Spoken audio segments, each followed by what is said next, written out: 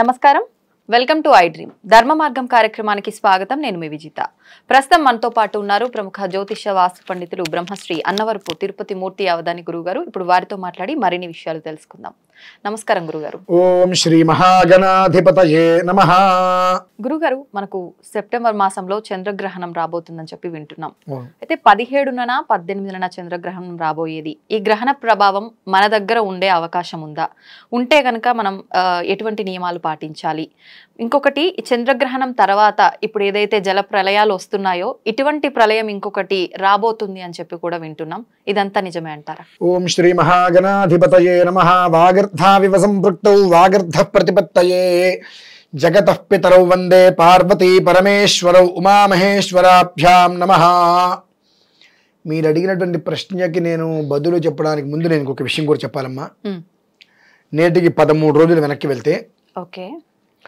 నేను ఒక వీడియో చేయడం జరిగింది 2 గ్రహాలు కలయిక ఈ 2 గ్రహాల కలయిక వలన మనం కొన్ని ఇబ్బందులు అనేటువంటివి చూస్తూనే వచ్చాము దాని యొక్క విశృంఖల విజృంభణము అమావాస్య వరకు ఖచ్చితంగా మనం చూస్తాము అందరూ జాగ్రత్త పడండి మొన్న అయిపోయినా ఓకే మొన్న అమావాస్య వరకు విశృంఖల విజృంభణం ఖచ్చితంగా చూస్తాము దాన్ని తప్పించడం ఎవరి వలన కాదు మన దేశంలోనూ ఉంది విదేశాల్లో కూడా ఉన్నది కానీ దాన్ని తప్పించడం ఎవరి తరము కాదు అనేటువంటిది మన భారతీయ శంకరీపీఠం యూట్యూబ్లో ప్రత్యక్షంగా ఆ వీడియో నేను చెప్పడం జరిగింది ఆ విషయాన్ని దాని నుంచి మనం కనీస మాత్రం తప్పించుకోగలగాలి అనుకుంటే దానికి మార్గం ఏంటి అనేటువంటి విషయాన్ని కూడా నేను వివరించాను అది దృష్టిలో ఉంచుకొని ఎంతో మంది ఆ విషయాన్ని విని పంచాక్షరి కొన్ని లక్షలు చేశారమ్మ ఓం నమః శివాయ అనే మంత్రాన్ని కొన్ని లక్షలు జపం చేసుకున్నారు అలాగే నా చిరకాల స్నేహితుడు అరవపల్లి బుచ్చిరామయ్య శర్మ అని విజయవాడలో ఉంటారు అతను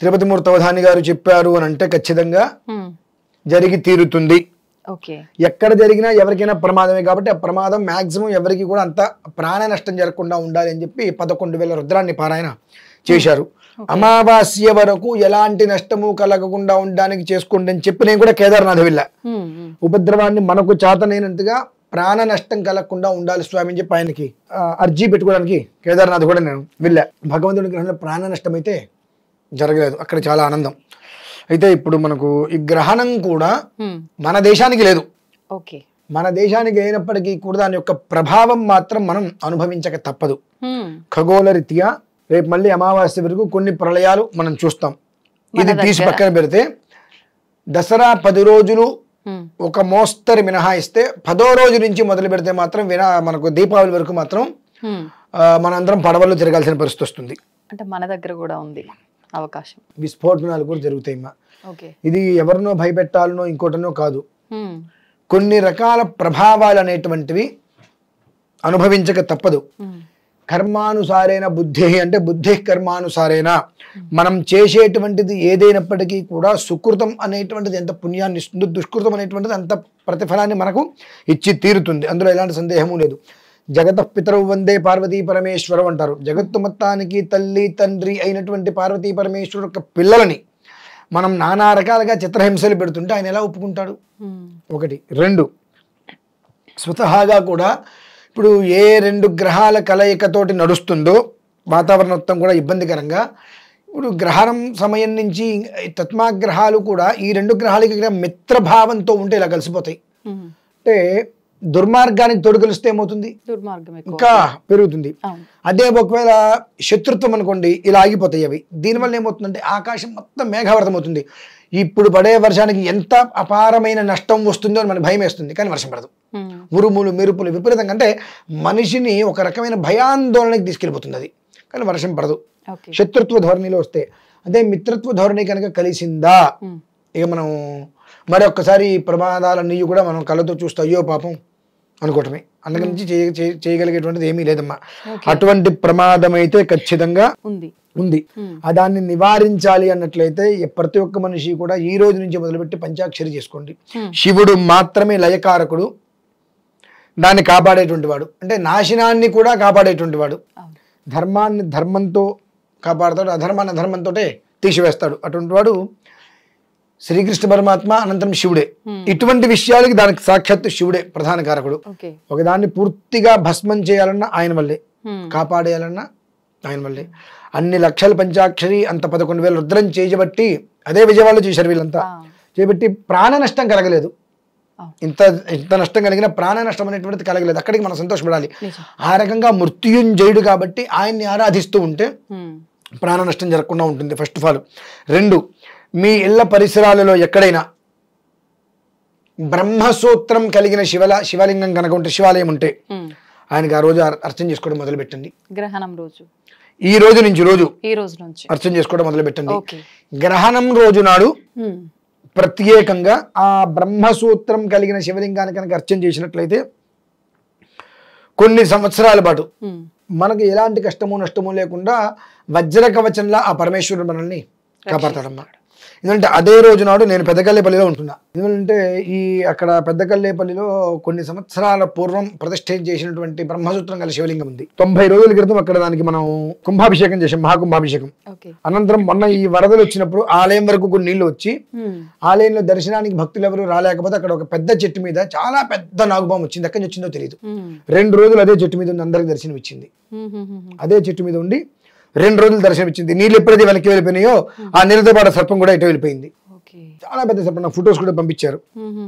ఆలయానికి ఆగ్నేయం దిక్కున రుద్రభూమి, తూర్పుకి దక్షిణ వాహిని కృష్ణ, దాన్ని దక్షిణ కాశీ అంటారమ్మా. కృష్ణ మనకు ఈశాన్యం వైపు వచ్చేటప్పటికి మళ్ళీ ఉత్తర ఈశాన్యం వైపు 12 జ్యోతిర్లింగాలు ఉన్నాయి. ఉత్తర ఈశాన్యం వైపు అంటే ఉత్తరానికి ఈశాన్యానికి మధ్యలో 12 జ్యోతిర్లింగాలు ఉంటాయి అక్కడ ఖచ్చితంగా. అలానే ఉత్తరం వైపు పైకి వచ్చినట్లయితే కనుక అక్కడ మనకు నవగ్రహాలు, ఆంజనేయ స్వామి ఆలయం అవన్నీ అక్కడ ఉంటాయి. విశేషమైనటువంటిది. ఆ ఆలయంలో నేను ఆ రోజు అక్కడే ఉంటా. స్వామివారికి ఆరాధన చేసుకుంటూ బ్రహ్మసూత్రం కలిగిన శివలింగం దానికి ఆరాధన చేసుకుంటూ ఆ రాత్రి కొంతమంది నాతో వస్తున్నారు అక్కడికి. ఆ రాత్రి గ్రహణ సమయంలో కొంతమందికి మంత్రోపదేశం చేస్తున్నా. అంటే అసలు మన దగ్గర లేదని అన్నారు కదా. లేదు, దాని యొక్క ప్రభావం అయితే అనుభవిస్తున్నాం కదా. దాని యొక్క ప్రభావం అనుభవిస్తున్నాం. ఆ మంత్రం అనేటువంటిది ఉపదేశం తీసుకొని కనుక రోజు ఒక 114 సార్లు ఒక 90 రోజులు చేసుకోగలిగితే బహుశా తర్వాత కొన్ని సంవత్సరాల పాటు దాని యొక్క ప్రభావం అనేటువంటిది మన జోలికి ఏది కూడా రాకుండా శుచిస్మితంగా ఉంటుంది. అంతకన్నా ఇబ్బందికరమైన మాట ఏమిటి అంటే 3 రాశుల వారికి అయితే ఇబ్బందులు. ఏ రాశులు గురుగారు? సింహరాశి, మకర రాశి, కుంభరాశి.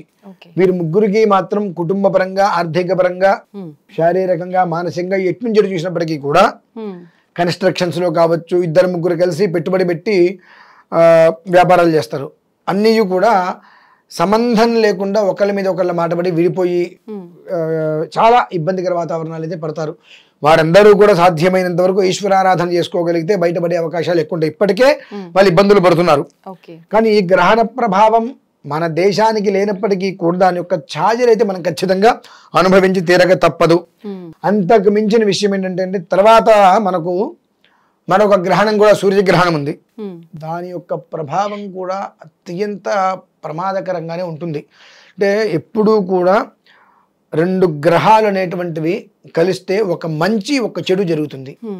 కానీ ఆ కలిసేటువంటి సమయం ఉండేటువంటి లగ్నం ఏదైతే ఉంటుందో ఆ లగ్నం కనుక చరలగ్నమా, స్థిర లగ్నమా, ద్విస్వభావ లగ్నమా అనేటువంటి విషయం చూసుకోవాలి.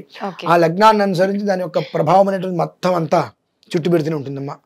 కాబట్టి ఆ 3 రాశుల వారు జాగ్రత్తగా ఉండాలి. ప్రతి మనిషి ప్రమాదాలు జరగకుండా జాగ్రత్తగా ఉండాలి అనుకుంటే కనుక ఈశ్వర ధ్యానం చేసుకుంటున్నట్లయితే జరిగేటువంటి దాని నుంచి కొంచెమైనా బయటపడి క్షేమంగా కడుపుకు తినడానికి వాళ్ళకి ఇబ్బంది లేకుండా ఉంటుందమ్మా. అయితే ఇప్పుడు ముఖ్యంగా గ్రహణాలు అనగానే మిగతా వాళ్ళకన్నా ఎక్కువ గర్భిణీ స్త్రీలు జాగ్రత్తలు పడాలంటారు కదా. మరి మన దగ్గర లేదు కానీ ప్రభావం ఉంది. మరి వాళ్ళు ఎటువంటి జాగ్రత్తలు తీసుకోవాలి? బయటికి రాకపోవడం అదొకటి సార్. ఎందుకంటే అది మన కాలమాన ప్రకారం 18 ఉదయం వస్తుంది. అంటే వేరే దేశాల్లో ఉంది. ఆ దేశాన్ని అనుసరించి మన కాలమాన ప్రకారం ఉదయం 18 మార్నింగ్. కానీ పౌర్ణమి గడి అనేటువంటిది 17 రాత్రే ఉంది. కనుక మంత్రోపదేశ విధానాలన్నీ కూడా ఆ రాత్రే మనం చేసుకోవాలి.